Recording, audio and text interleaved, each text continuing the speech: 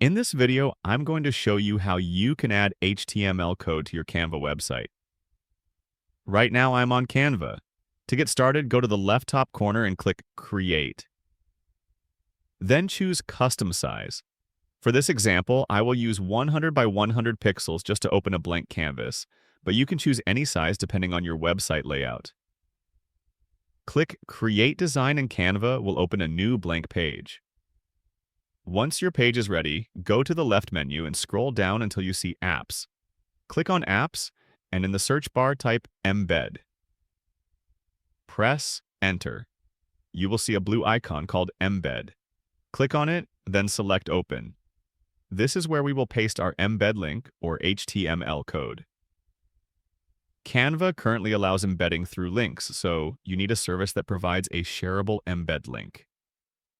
For this tutorial, I will use JotForm as an example.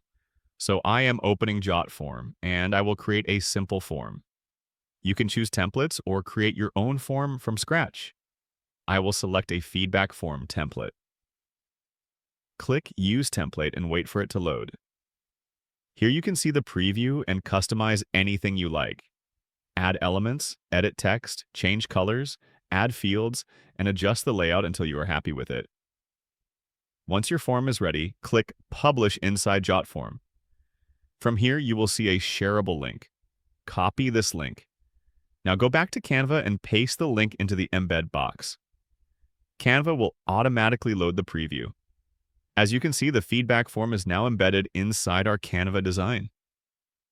You can resize it, move it around, and position it wherever you want on your website layout. After placing your embed element, you can continue designing your page. You can add text, buttons, images, background colors, or other sections around your embedded form or widget.